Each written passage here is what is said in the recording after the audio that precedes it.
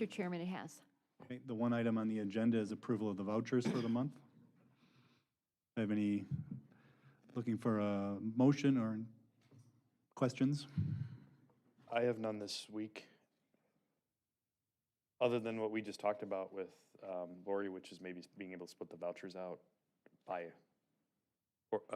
department, which Right. she showed me another sample, and I thought that looked really good. Yeah, so in the future, when you get your voucher report, instead of being in vendor number order, it'll be in department. So that way you can just take a look at it. Oh, that's mine, I need to answer that question. So it should make it easier for everybody. Nice. The one thing in the voucher report this month, these are all the checks and bank drafts. You do not have the purchasing card report, just because end of the year and it's taking longer, but you'll get it just the same way we did it last year. You'll get it in the next month. So I'll move to approve the vouchers in the amount of $4,526,790.48 as presented. Okay, I second the motion. All in favor? Aye.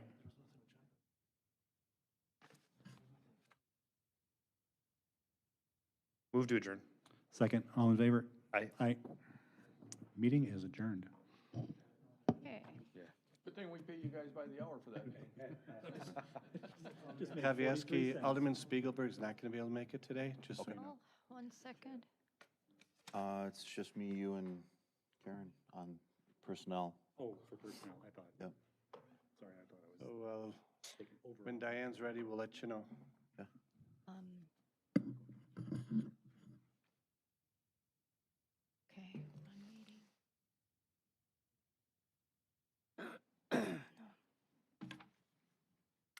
I am ready, Mr. Chairman.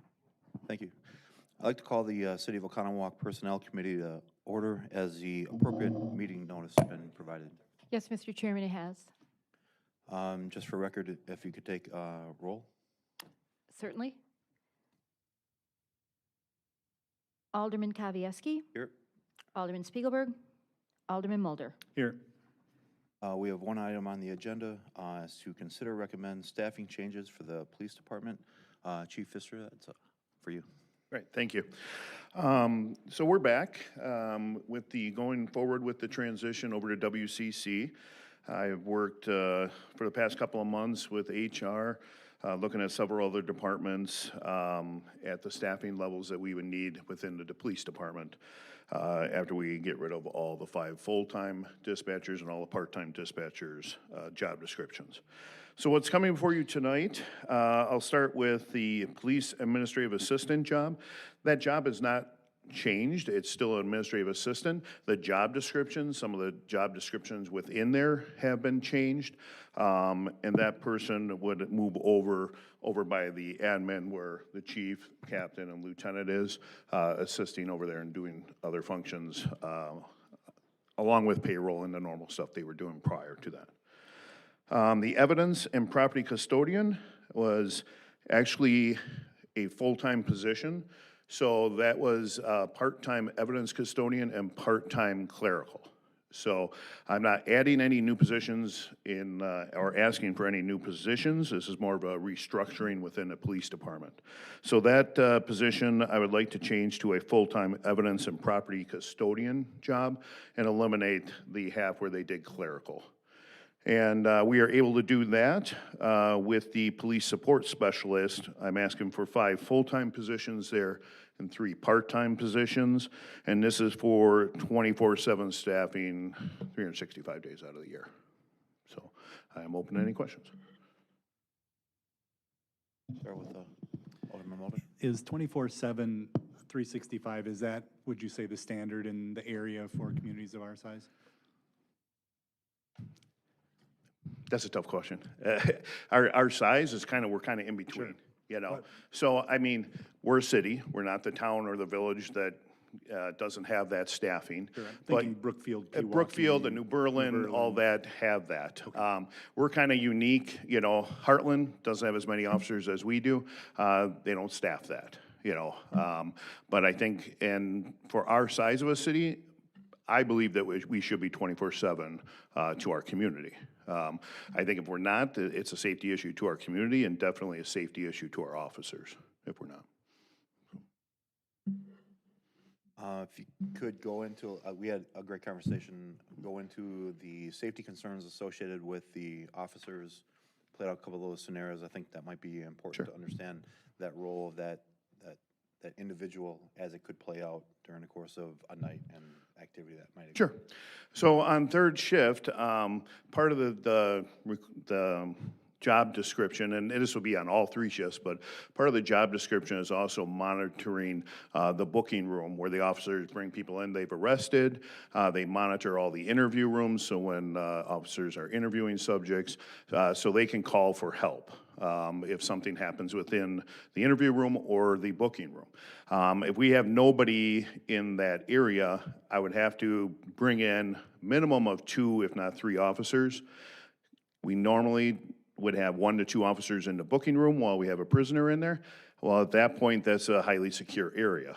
So if we have individuals that start fighting in that area, we have to press a main button, which is up in dispatch, to let other people in. Our doors are locked, our gates are locked. Surrounding communities do not have keys or cards to our PD, and I would be opposed to even handing those out to anybody at that time. So they would be the ones that are able to get mutual aid inside to help our officers at that point. So along with the interview rooms, surprisingly, we'll bring people back and they're a suspect and we're interviewing them in a room and they turn bad, I will say, on that. So we, again, have to get, back up into the building at that time. So. And that's probably a time of day where there's more people coming in for arrests, at least, more so than interviews, but during.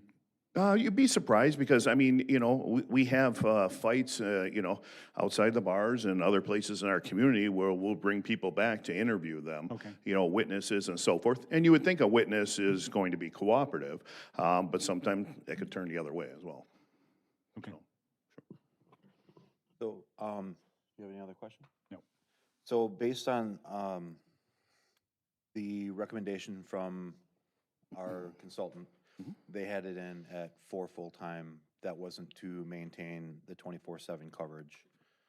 And the recommendation for officer and community safety is to hit that 5 that allows us for the 24/7 coverage. That's the gap between the original recommendation and your recommendation, which I see in support, so I just. Correct. Overall budget impact to the recommendation as it's presented is 0? Yeah, we will fall within budget for this year. What has been budgeted, we will not exceed that.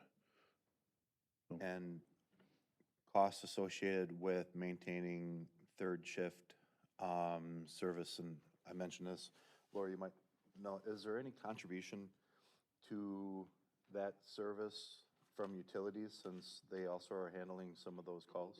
Interesting question.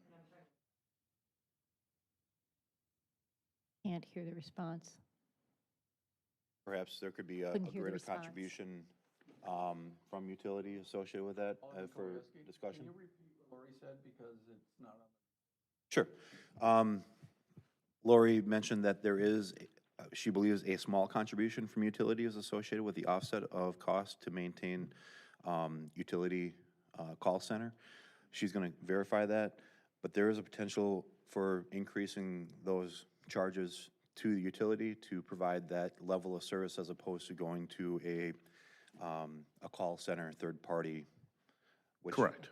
to maintain that higher level of service might be appropriate to have that conversation. Sure. And maintain the recommendation as you've brought it forward. I don't have any other questions, but in the interest of providing efficiency to that, if anybody else has any questions, I know we'll talk about it on the floor. For sure you have the ability to ask. Alderman Ellis? I do have a question. Understanding that we do need 5 additional employees, and one of the options there is that the additional revenue comes from utilities.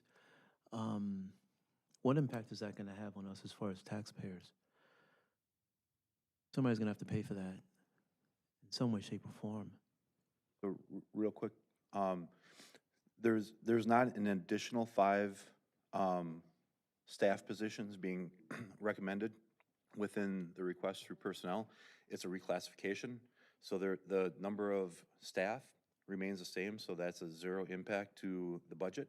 There's Okay. not additional cost being asked for from the taxpayers, and potentially in order to maintain that 24/7 service level that the PD is looking for, and also augmenting service to the utility for that call center. Right. The discussion was to find out what that contribution from utilities is, and to see if maybe we can increase that contribution to minimize cost to the levy. Okay, but if we increase the contribution from utilities, it's got to come it's got to come from someplace. And it's going to come from us as far as the taxpayer and the individuals who are paying, okay?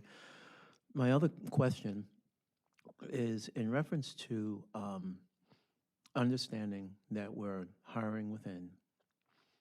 We are losing, or we've already lost, a few good people. How many people is that? 5, I believe, 6?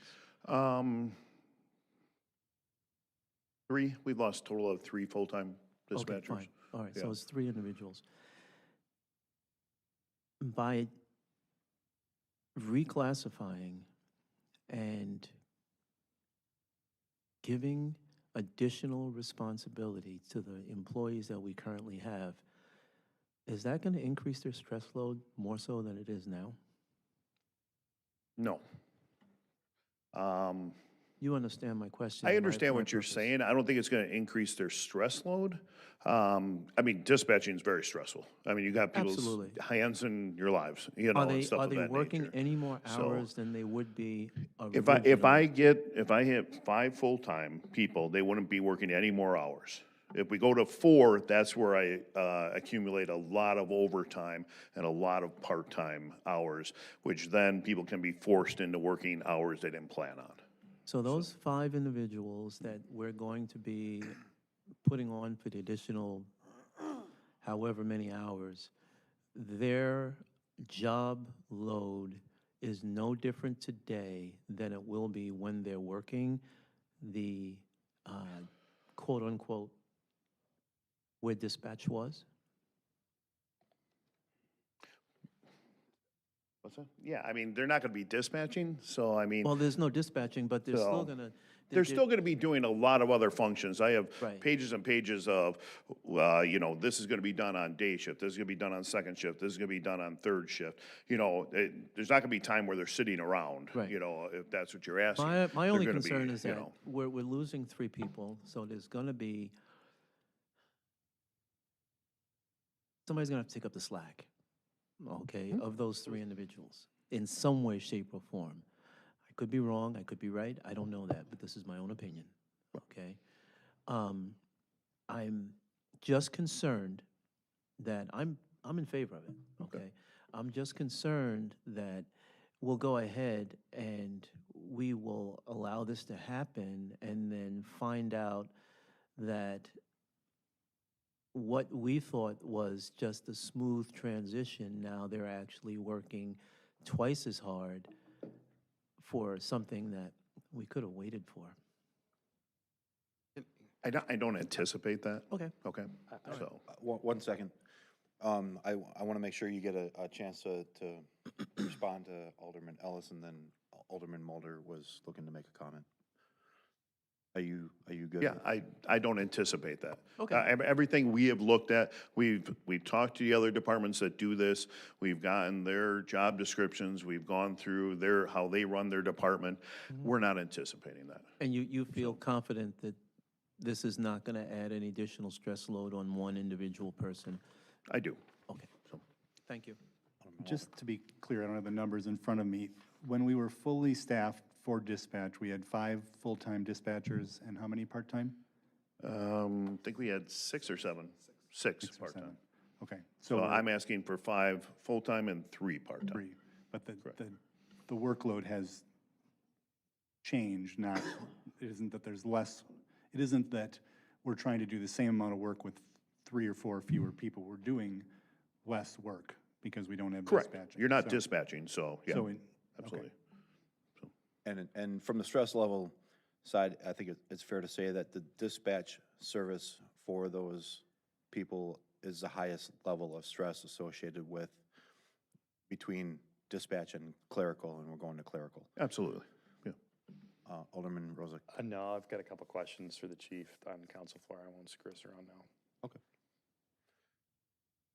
If there's no other questions, comments, or statements, I'll look for a motion in a moment. These can be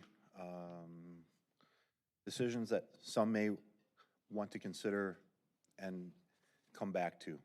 So from a procedural standpoint, at this point, I'm okay looking for a motion to act upon that tonight. But Mayor, in the future, if we could have these discussions, kind of vet through that, and then the following council session, look for the action, unless it's an emergency kind of situation where it's got to come through a council committee and you're looking for action that night, could we structure it that way? Just in case there's questions or So we're reviewing the whole committee structure, and we can take that into consideration when we're looking at that. The item before you tonight, one of the reasons why it does need to move forward is we need to start hiring. Mhm. We need to be able to start the hiring process, and that starts after the approval of everything that's, and then have the ability to have people in place and trained, as we're assuming end of March would be the transition fully over to WCC. Cool. Again, I totally understand that. I just, Yeah, to answer your question, we're trying to have a lead time for everything that we do but sometimes it works and sometimes it doesn't. So I think it's a very fair request, and when we can, we'll definitely do that. great, thank you. I'll look for a motion. I move we accept the request for new positions at the police department to move it on to council for a vote. I'll second. All in favor? Aye. Aye. Thank you. Thank you. No further comments or questions. Look for a motion to adjourn. Motion to adjourn? Second. All in favor? Aye. Done. Thank you. Rocking and rolling. 4 people. That's what I remembered. Yeah, go for it. Take your time.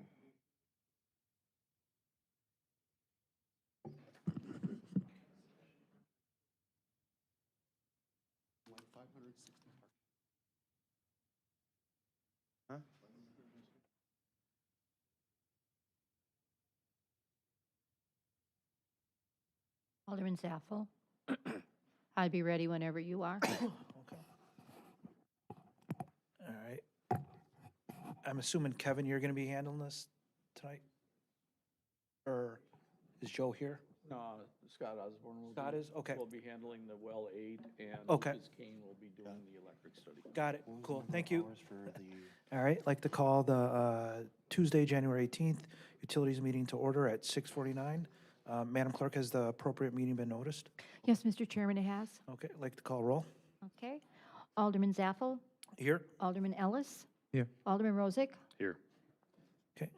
We have minutes from the December 7th and January 4th meeting. Is there a motion? So moved? Second. All right. There's a motion on the floor. All those in favor? Aye. Aye. Aye. Okay, we'll go to item 3A. Consider recommend awarding contract amendment for design modifications, construction administration services for well number 8 pumping station. Yeah, thank you. The memo and resolution before you tonight is actually to have the same engineering firm do the design and the construction administration for our well number 8 pump station. As you know, right now, we're drilling the monitoring wells and get ready to drill the test well and the production well. We have an engineering firm under contract working on the pump station design. And my next step is doing the RFP for the construction administration. And we've reached out and we're getting great feedback, but the feedback is for the reasons of this a really technically complex water project with pumps and drives and PLCs and a lot of things that need specialized coordination with that design engineer. Um, We're anticipating supply chain issues where when we get into construction, we may have to change something that we would definitely need to go back to the design engineer and have them evaluate and review and approve those changes. And they've admittedly said, we can't bid this without increased prices to us, expecting change orders, and to assure a high-quality project, we're looking to share those services, design and construction administration. We're not looking to change the overall professional services policy, but just for this utility project to do it that way. Alderman Rozak? Yeah, I had a discussion with Mark and Joe prior to the meeting. I think Joe yesterday and Mark this morning, just in general, because Mark and I had a discussion, I think, about what was the road where we did this? Collins parking lot. Collins Street, yeah, Collins Street. So I'm okay with doing one-offs like this, especially where there's a valid reason to change the general policy. And I may say this in the open floor too later on, but we had the whole section of additional analysis in this memo, which was kind of these companies complaining that they didn't like the way we did it or we're doing it. I really don't care what they think. I just don't. There was a reason we did what we did, but I don't mind the one-off, like, hey, this is complex and here's why. So the rest of it, the memo and the rest of the proposal to me was completely fine. I don't need to get slammed for making a decision that Baxter and Strand don't feel comfortable with. There's a variety of reasons we went to that policy. And like we did with Collins Street, like we were doing here, it's not a triple dip. It's a double dip. It's design and the construction management. That's different than the roads too. And we have a different complexity here than just the road projects. And this is a one-off. Baxter Woodman's not gonna be doing 10 wells for us for the next 10 years straight. That to me is the difference. So I appreciate the thorough work. I think the complexity argument and the one-off is the better argument. The fact that they don't like the way we do our process, I really could care less. And if they don't want to bid here, they don't have to bid here again. I concur. Also, one of the reasons that I was kind of taken back at first when I had asked whether or not there had been an RFP on this, and it was brought to my attention that for that to happen, it would actually monetarily cost much more than if we just put it into one. So the whole purpose and why I brought this up about 6 or 7 years ago was because I wanted to make sure that nobody was being complacent. And the fact of the matter here is there was awarded a bid to a specific company, which was low at best, and after following the trail of money, they ended up making 4 times that amount. And I had a problem with that, a huge problem. There was complacency there was greed, there was a lot of other things, which I didn't really care for. So I understand why we're doing it, but I don't want to make this a practice. I do not want to make this a practice. Yeah, understood. Do you have any questions? Anything No, else? I just appreciate you pointing that out, and I also had conversations with Director Pickert as well in regards to this, so. Anyone else have any questions, any other alderman? No, I'll move to recommend awarding contract amendment for design modifications and construction administration as laid out in the memo and the resolution. Is there a second? Second. All right, all those in favor? Aye. Aye. All right, thank you. We are on 3B, consider recommend awarding contract for 20-year electric distribution plan, including a 5-year construction work plan. Thank you. So before you tonight is, again, the approval for the engineer consultant for electric system study. The electric utility went out for an RFP, and we got 6 firms received the RFP for our electric system study, and 3 provided a response. The study is going to help identify if there are any deficiencies in our system and provide recommendations as we move forward for over the next 20 years. We followed the city's procurement policy, utilizing the qualifications-based selection, and the results are also illustrated in here. The one that came in first was EPS Engineering Design, and that's actually the same engineer that completed our previous study about 15 years ago or so. He's just with a new company, so with more resources, so, which I think is a good thing. And we're also recommending a 10% contingency along with that. So open up for questions. How come none of these people spell their names? Yeah, there's a lot of abbreviations. Oh, thanks, Lucas. All right. so Is I'll there a look for motion?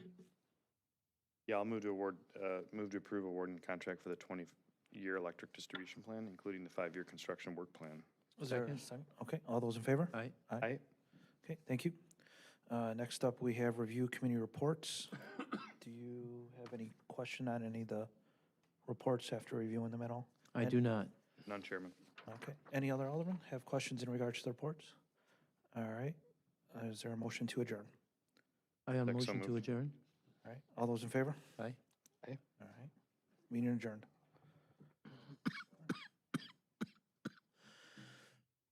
In a few minutes, we'll go ahead and start the committee of the whole meeting.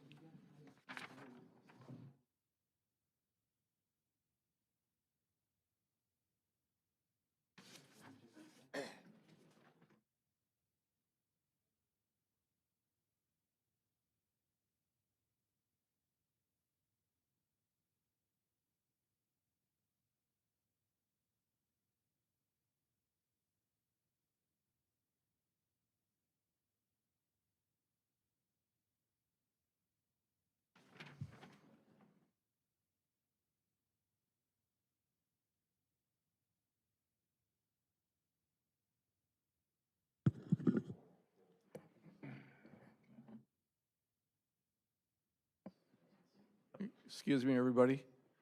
So this meeting was scheduled for 7:10. We're running ahead of schedule. So.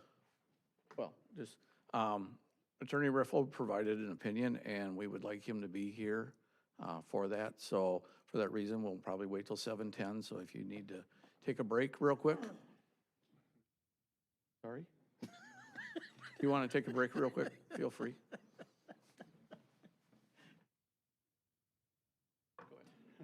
I meant to ask.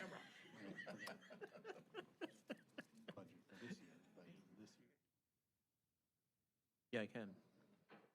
Could be spending more because we have Actually, yeah, I'm looking at something. What you need? No, talk to me. the budget. Right, so are we gonna be on I budget won't next see year? it. This is gonna confuse me. I'm looking up some statutes here Ask for additional funds to handle. in the reference to the library and the concern I have. Where did I'm he going a go? little deeper. Here, I can do it. Because when you look at the definition of what a library is,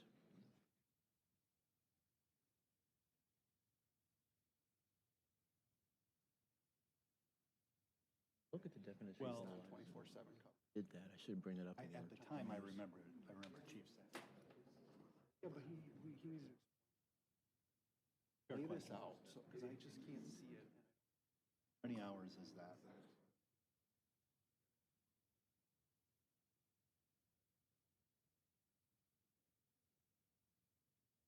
No, I'm not talking about library boards. I'm not talking about library boards. How many hours, what do they get, 4 weeks vacation? There's a public library, okay, because that's what it is, okay? So Public libraries, maybe 15,000. basically what it is, 10,000, public library is a local 11,560. center of information that makes all kind of knowledge 4 full-time people, that's only 8,000 hours. readily available to Because all. you're getting 2,000 a year from them. It's a broad definition, but it's a definition nevertheless. What'd you say, 1150? So the question here is, what information? So are we 9,500 needing hours. to, So that's 182 hours a week. the only thing that I can think of is this. No, so there's 168 hours a week. So with that, there's Most of the knowledge 182 associated with what's in the hours library. is all you're providing a week. There's no way you I can went ahead and I looked cover at the only 24/7, 182 hours. Okay, well then I'll wait to do that. Books and overlap and the need for. I looked at, which I can't find now, and I'm trying to get somebody to do that for me. I'm not saying 5 and 3 is the right number, I'm saying this is an unrealistic. We were just efficient with the other meeting.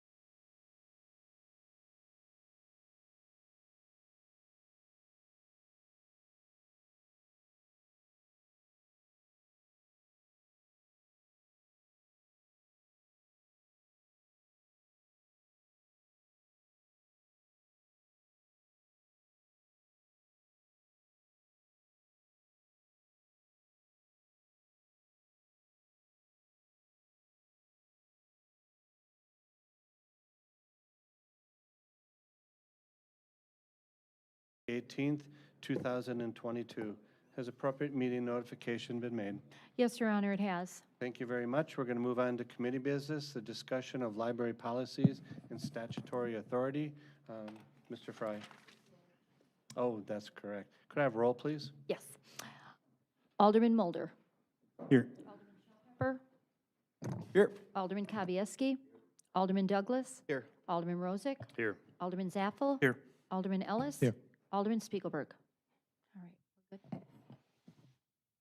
All right, thank you, Mayor. At our December 21st meeting, one of the aldermen brought up a comment regarding a book at the library. At that time, I indicated that we would look into this and come back and discuss, so that's why we're here tonight. So as part of that process of talking to the library about what their policies are, we sat down and had a good conversation with Betsy from the library. She indicated that they had a handful of policies that applied to this. So we have provided them in the packet. They were also sent out a little bit in advance so that the alderman could see those. And then I had also reached out to Attorney Riffle for his opinion on this. I know the state statute's very clear, and a couple of aldermen have asked me why I did it. I just wanted to have a really inclusive conversation for everybody versus, just someone saying, well, the statute says this. We now have our city attorney's opinion. So the policies have been there, and quite frankly, I would open it up that, and if Betsy wants to come up to the podium, but if there's any questions or comments that, or conversation that needs to take place on this item, I would open it up for that, so. So I'd like to entertain any questions or comments. I guess I'll start. Sure. So Betsy, Yes. I was playing around your website for about an hour and a half today, Great. Googling a lot of different books Mhm. from both sides of the aisle that are marked as books that people have asked to get out of the library on both sides. I just had a question about how the library works particularly. Mhm. When I clicked on some, it said it wasn't available in Oconomowoc, but it's available in Sussex or Pewaukee, or is that stuff that you can request through Oconomowoc and it gets shipped over? Or do we have to go to Sussex And then can we return it to Oconomowoc? How does all that work? That's a great question, Alderman Douglas. Yes, so the library, the Oconomowoc Public Library is part of the Bridges Library System, which is 24 public libraries in Waukesha and Jefferson County. And anyone may request an item from another library, and then it'll be sent over on our daily van delivery for you to pick up at whatever library works best for you. And then you can return it at whatever library works best for you as well. Alderman Kavieski. During the discussion at that council meeting, I don't recall any alderman asking to censor books based on, you can't have this book in the library. It was where the books were located and how they were being promoted within specific age groups. Sure. Got emails today there, and there was discussion in some of the letters to the editor, and I don't recall any request from any alderman to censor or remove, but to use some different judgment maybe in regards to where those books were age appropriate and how they were being promoted. Is that what you recall as well, or did you take that as the council was looking to remove books or to put our thumb on decision-making for what was being carried in our library, not necessarily where it was being promoted? You're asking what my recollection of the... How did you take that discussion? Oh, well, that's a good question. I guess I took it as an alderman having a concern with a book being in the library and, you know, taxpayer dollars going to the purchase of that material was the gist of it. That's the broad strokes of what I took from it. I appreciate that, you know, and I made some comments that night as well, and I've replied to an email to you when you provided some of the guidelines.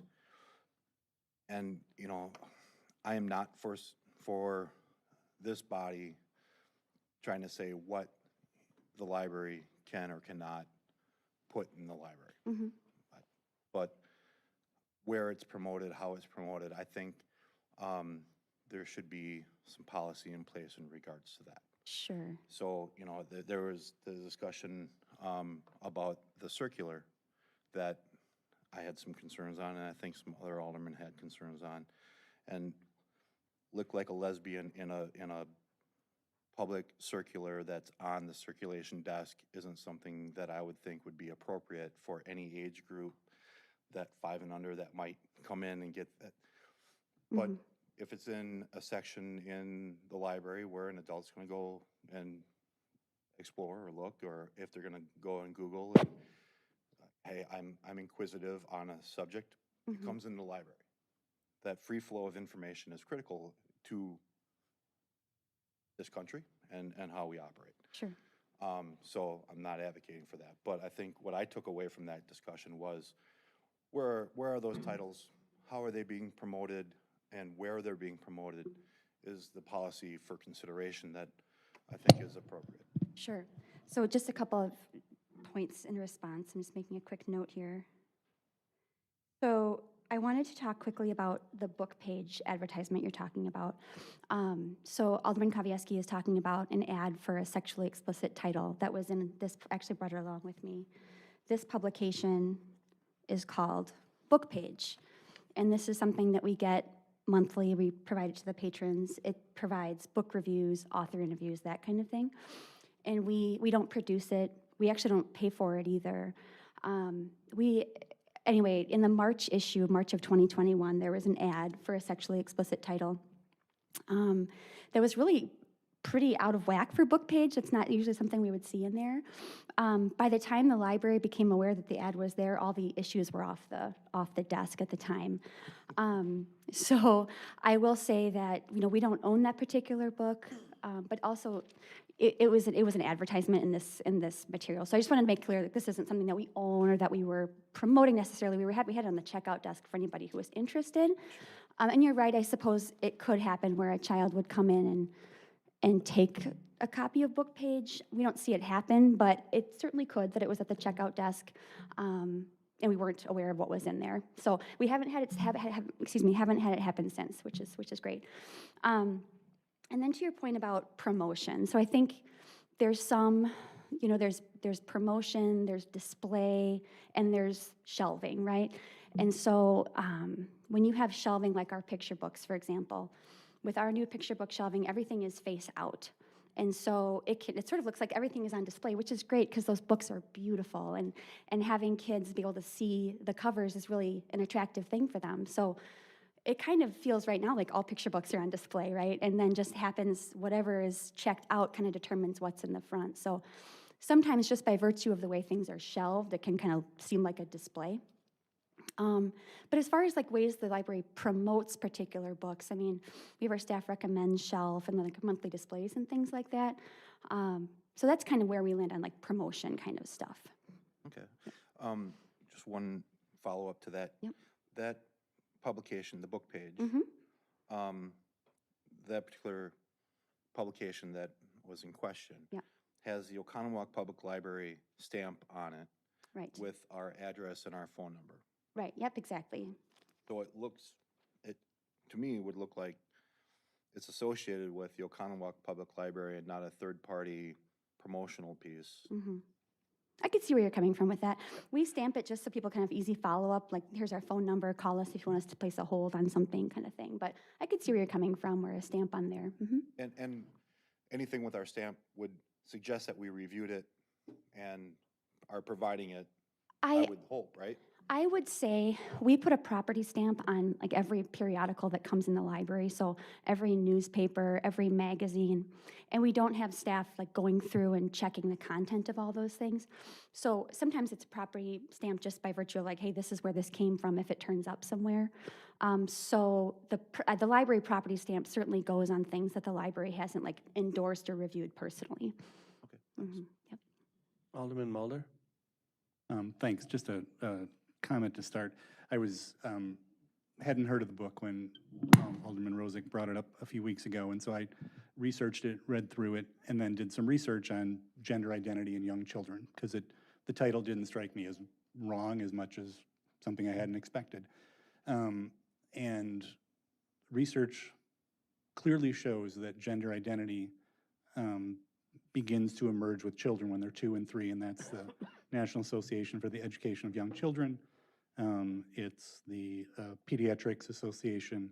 It's a number of major medical universities. So I'm not going to call it settled law, but there's ample evidence that a book like that for a child age 3 is entirely appropriate, because that's when they're beginning to sort out gender in their world.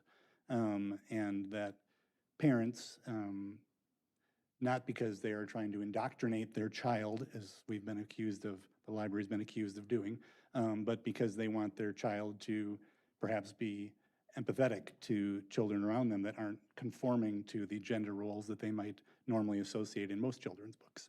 And so I think there's a lot of reasons for a book like that to exist. I understand that it's been circulated 12 times since we acquired it. Yes, that's right. We've had How does that, I don't have a reference point. How does that feel to you for a book? It feels pretty strong. I mean, there's books that are always off the shelf, like anything by Mo Willems or like Very Hungry Caterpillar. I have my youth services librarians here. But that's pretty strong, I would say, for for something that's 3 years, have 3 years, circulating 4 times a year. It's pretty strong. So there's community demand for it. Yes, I would say certainly. Yep. So I guess a final point about promotion and where we house the collection. It feels like to me, and full disclosure, I've worked in libraries for 30 years, as you know, Betsy. Libraries are all about discovery and exploration, and I think that you've moved to the neighborhood style of children's books so that they can flip through it and they can quickly explore a lot of different subjects that might be of interest to them. And cordoning off part of that collection because it isn't approved of by some feels like a little bit like separate but equal.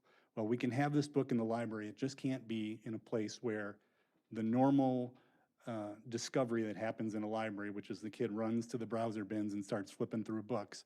We need to set this aside when it's really up to the parents to make that decision about what their children are checking out, what their children are reading If it's inappropriate in the minds of the parent, the book gets left at the library. If it's something that the parent wants the child to explore, the book goes home with the child.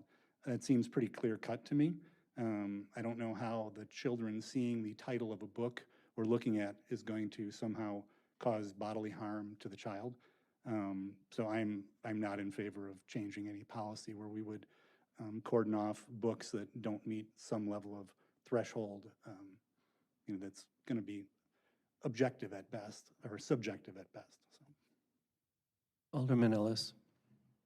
Thank you. I thought about this for quite, well, since the last meeting. And at first, when I heard the title, I was very taken back from it emotionally. After a few days, I kind of calmed down from the emotion, and I said, okay, now let me figure this thing out here. What's going on? And so one of the questions I had to ask myself is, what are public libraries? What are they? So what I went to Mr. Google, and Mr. Google says that a public library is a local center of information that makes all kinds of knowledge and information readily available to the user. So basically what you're doing, what a public library is doing is it's giving the information. It's not promoting one right or left, it's just giving information. So I said to myself, I said, okay, what really is the function of that? And a public library is a welfare center which provides useful services to the community by fostering education, promoting culture, providing scope of healthy recreation, and disseminates information to all sections of society. Then I said to myself, I said, okay, where is this really coming from? I was talking to a friend of mine the other day, and it was brought to my attention that in the school system, they have their goal for elementary school now is to, and I tried looking it up and I couldn't find it, but I do remember two words that they used: inclusivity and also understanding. So what they're trying to do is they're trying to incorporate an understanding of a lot of things, a lot of cultures, a lot of ideas. And realistically, it's really up to the family to decipher through that and help Junior understand his world or her world, okay? I concur with Mulner. I believe that I don't think our library system did anything wrong. All you're doing is you're providing information. I really personally think that we're kind of overstepping our boundaries because we're here as policymakers, and whereas we have the ear of the people and we need to communicate this to you all, at the end of the day, I don't see a blatant disregard in this case, and I know I'll probably get struck down for this, but for morality. I think what you're doing is you're just saying, okay, this is out there. This information was given to the library. Do with it as you please. Now it's up to the family to say, this is how we believe. So, whereas I see at first look how this could be, whoa, no, this is not the way I want to bring my kids up. As I look into it, as I look into the definitions, as I really decipher through the information, I see that that's not where I think our library system is going. Am I wrong? In terms of, can you restate the question, please? In terms of the materials at which you're receiving, like a lesbian, things along those lines, you're not putting that out front. You're seeing, like you said, you're getting these magazines and you're putting them out as you would any other magazine in a sense. Am I correct? Right, yep, if I understand your question correctly, Alderman Ellis, we would treat the book, Are You a Boy or Are You a Girl, the same as we would any other picture book in that collection. So where it's shelved, it's shelved where people would look for that information in the picture books. And then as far as book page, yeah, we treat it, book page is just out at the checkout desk or the reference desk. We don't own the book that you mentioned, the sexually explicit title from book page, but yeah, we treat, all library materials equally. We decide where they go based on the intended audience. And then to your point, once, we have selected an item, have determined it's in line with our collection development policy, it comes to the library. And then a very important part of the collection development policy is that the library does not act in loco parentis or in place of the parents. So the library has part of its policy being that it's really up to the parents to decide what's right for their family, understanding that there are things in the library that aren't a fit for everybody. Alderman Rozak? Thanks, Betsy, for coming out. Of course. Who makes the decisions on selections of the books? We have our adult services librarian who makes most of the adult services collection decisions, and then we have our youth services librarian, Caitlin, who's here, who makes the bulk of the decisions on the teen and the children's collections. I think we, for whatever reason, created kind of a red herring out of this whole issue. We got a legal opinion about statutory authority. My question on this issue had nothing to do with statutory authority of the board, the library board. It had to do with standards, I think, of our community. I completely disagree with what Alderman Mulder and Alderman Ellis have said. 3 to 5 year old children, for the reasons you stated, that they're trying to get their identity, are impressionable.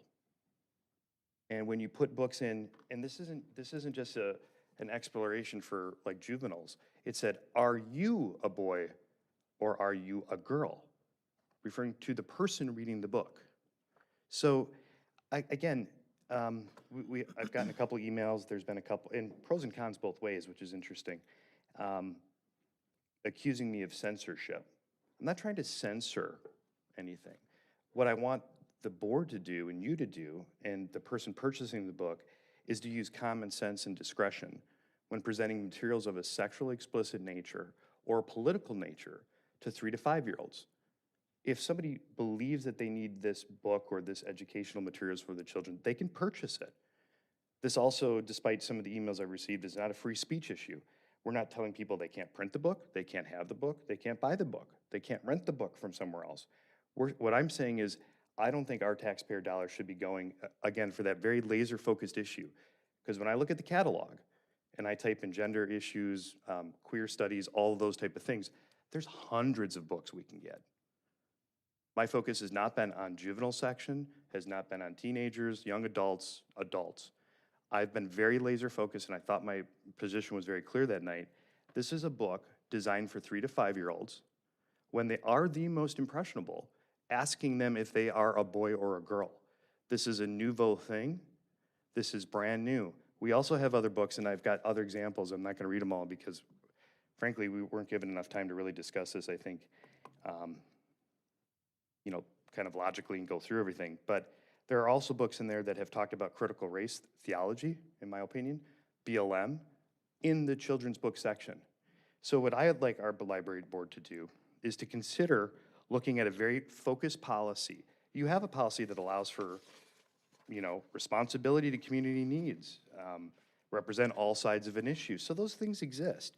So what I'd like the board to do is consider, and I'm happy to meet with the board, I'm happy to meet with you. I've requested that on several occasions. I think you even sent an email telling the board that you were going to meet with me and Matt to discuss these issues and the programming issues, which I brought up in October. For a very, very simple policy, that books that contain these type of very sensitive gender issues and politically charged issues not be presented to 3 to 5 year olds.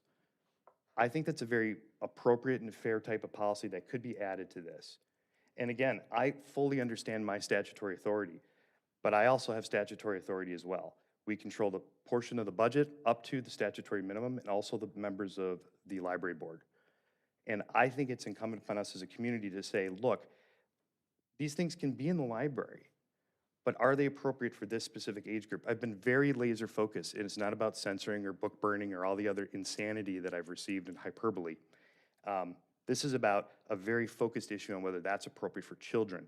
Is it appropriate for a child to read that book, whether the parent allows them to take it home or not, in our library, and for me to have to pay for it, and other people that don't agree with it? There's all sorts of books I don't agree with in the library. There's all sorts of books I agree with. And actually, the library, I think, in all fairness, does a very good job presenting both sides of issues.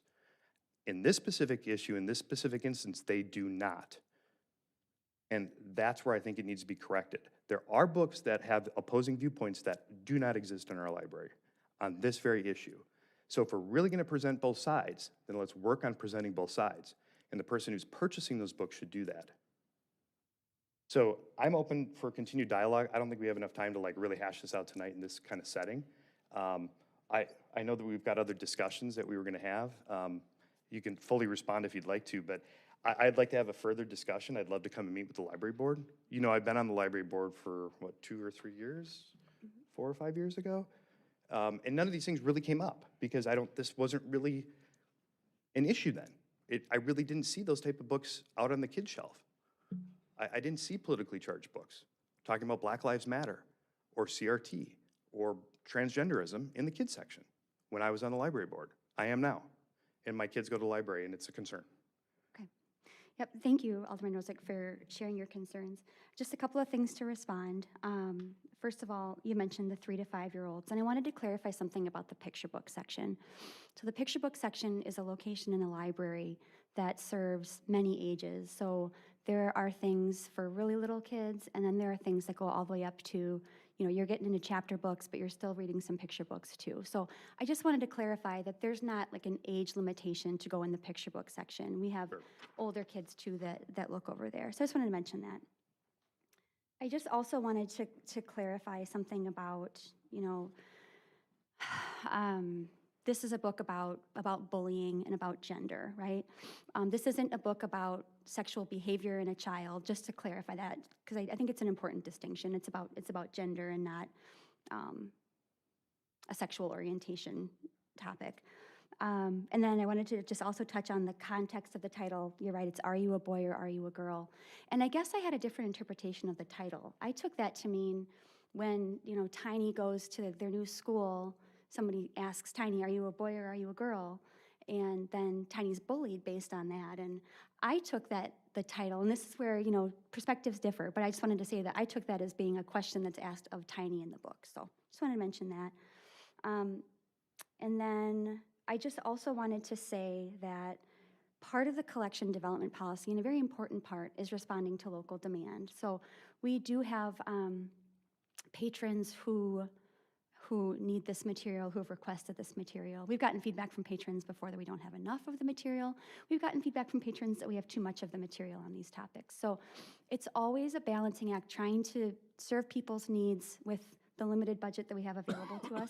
You can imagine it's complicated, but we certainly do the best we can. So I'll take your concerns back to the library board, Alderman Rosick, certainly. Well, and I'd offer, like I've offered before, to meet with you I'd like to still discuss some of the other policy and programming issues, but I think this is something critical. We're not the only community dealing with this, as you very well know. This is a question a lot of people have around the country. Some people don't have the guts to ask the question. I have the guts to ask the question and find out what is the answer and what our policy is going to be in our community. I mean, the library is owned by the people in our community. We pay for the taxes to fund the library. And I think these are important questions that, you know, get answered.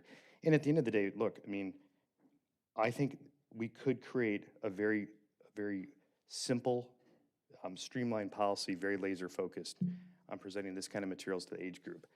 There's another book you have there that specifically says, it's Calvin. You probably may or may not know about Calvin. It's in our library.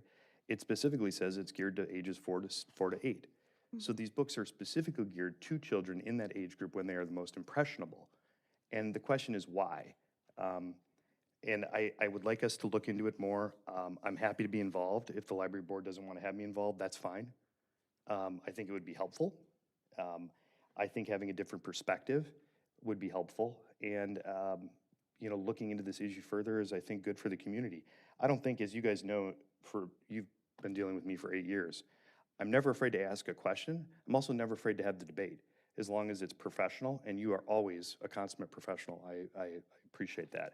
and having that debate is important. So there are other books, I think, out there that we should look at, and there are counterpoints to this book as well. And so if this one's going to stay, I think the library board should consider having the counterpoint book, and I'll send you the copy of that book after the meeting. I've got it on my phone, I just don't have it handy.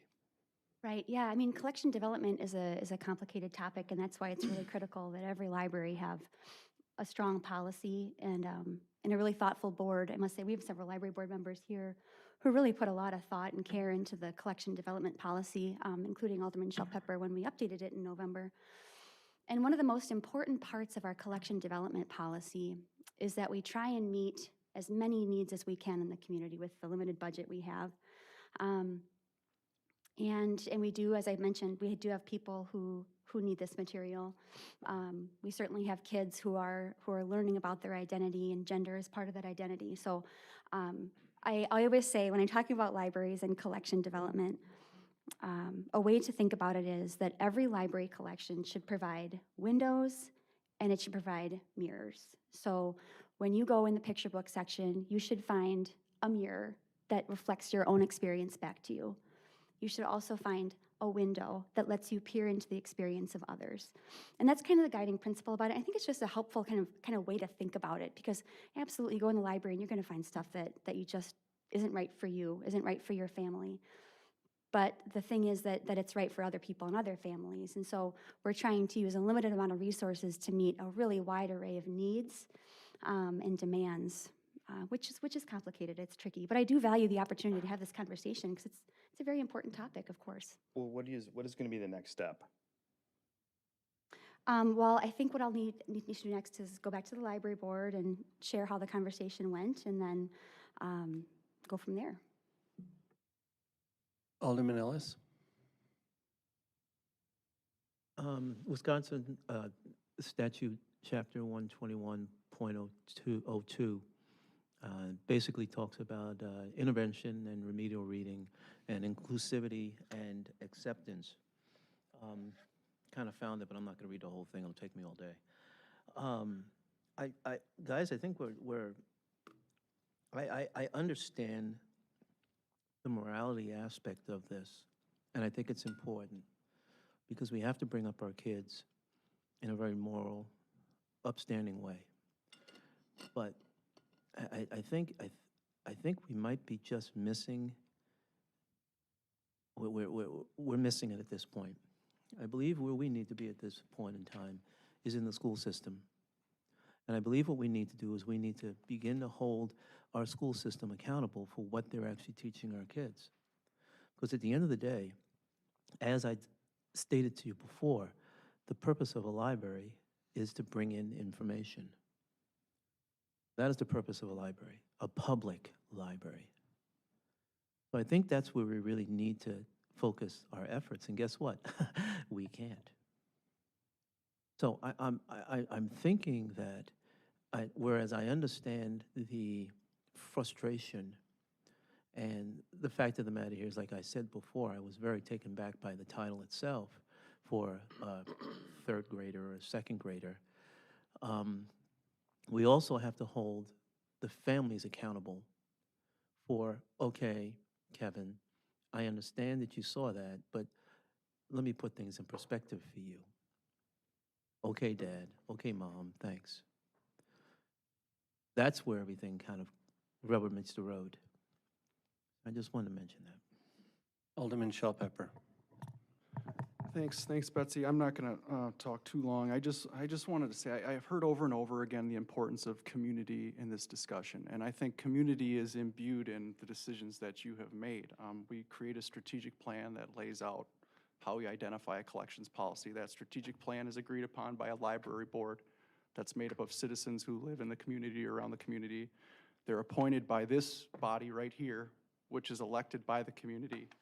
And then the collection development policy itself is always also agreed to by the library board. And so we have many layers of community involvement in getting to this point. And this book conforms with that policy. And so if individuals have issues with the policy, that's what needs to be addressed. If you don't like the books that are being put in there, then vote against the next library board member that gets put up here if you don't feel like they have the values that you need to share. Get people on the board who you think are gonna change the strategic plan. But at the end of the day, those are the documents that guide our decision-making. It's not willy-nilly. It's not this subjective decision-making. It's all based on many layers of community involvement to get to the point where we're at. And so I think you have followed the directions you've been given, and I appreciate that. And I still don't quite understand where Alderman Rozek is trying to direct me as a parent as to what book I can let my 18-month-old and 2-year-old look at. I don't quite get the parameters you're trying to put forward yet within the strategic plan for those specific books. And maybe if you can get some more specifics, it would make some more sense to me. But right now, all I see is government reaching their hands in what books I get to look at the library. And I just can't support that.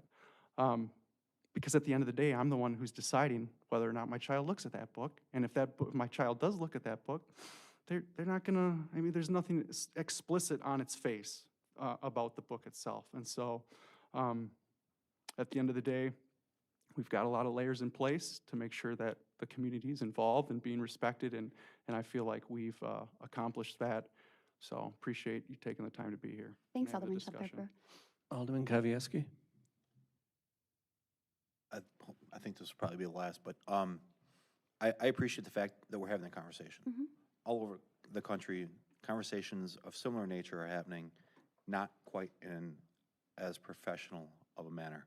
And having these discussions in a way that engages that discussion, thoughtfulness, community direction is, I think, valuable to the community in which the library serves and that we as elected serve. So where there's obviously some differing opinions, being afraid to have these conversations because of extreme on either side is not productive either. So hopefully these discussions, having an elected review some of that, maybe make some suggestions. Maybe it is something down the road that gets adjusted, maybe it's not. But not having these conversations is not productive. This hopefully will be, so. Yeah, I agree. These conversations are so important. And I also, I wanted to say, as far as, back to something you were saying, Alderman Rozek, about the counterpoint issue. Obviously, we try and, the goal of the collection development policy, as I said a couple times, is we're trying to meet a variety of information needs. And we certainly have kids who are coming to the library who are exploring their gender identity. And we treat all those patrons the same. You know, if someone is questioning or is wondering, we want to be able to have some great quality resources because the library is all about supporting those information needs. And then as far as like having a variety of viewpoints, I wanted to mention that in my view, this book, Are You a Boy or Are You a Girl? It touches on gender, but truly it's about bullying. And so the library, here's an item where a kid who might come into the library feeling kind of unsafe or unsettled, maybe find something where they see themselves. They see that mirror there. And then the topic of bullying is there too. And I just wanted to say that I think we have these conversations, and obviously there are people in our community who are part of the LGBTQ community, and we serve all people the same. So I wanted to be really clear about that as much as it might, some items in the collection are not going to be a fit for everybody, we really do serve everybody. Yeah, I appreciate that, Betsy. I plan to offer funds to donate to some books that I think meet your strategic plan, to create a balanced collection that represents all sides. I will be sending you that book, and I will be offering to donate funds to put that in. So hopefully you and the library board consider the representation of all sides of a controversial issue to be important. As far as what Alderman Shellpepper said, lines are drawn all the time, right? Someone's choosing to draw the lines in different spots. Asking the question of whether or not this is an appropriate line is certainly appropriate for us as the decision makers, because we do control the budget and we do control who goes on the library board. But don't misunderstand, a government body is deciding this issue. the library board. They are a government body, and they're deciding that issue for the community. And we have every right, whether we're on the council or we're just a regular citizen paying the taxes, to question what they're doing. So this, is happening here, to me, is the most American of democratic. I'm not telling you what your kids can and cannot read. I'm asking, where is that line being drawn? And I think the line should be drawn somewhere else. And I think there's an effective and very simple way to do it, and I think we should push for that. So this is what democracy looks like. We're supposed to have those discussions. We don't need to be ruled by experts. Okay, we are the citizens, we make those calls.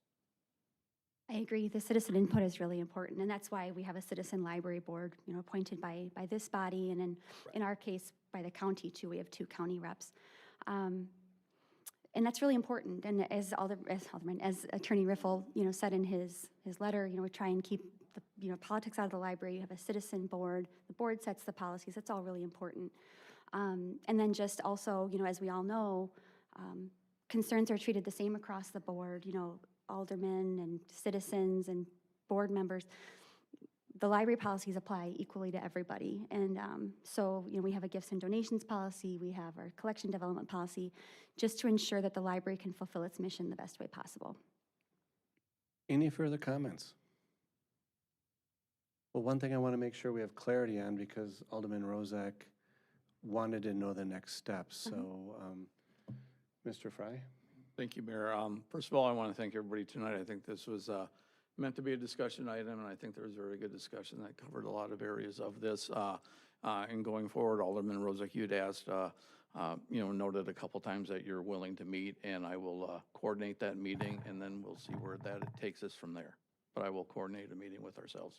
Thank you, Mark. All right. Thank you, everybody. Thank you. you, everybody. Thank you, all of those that came and attended.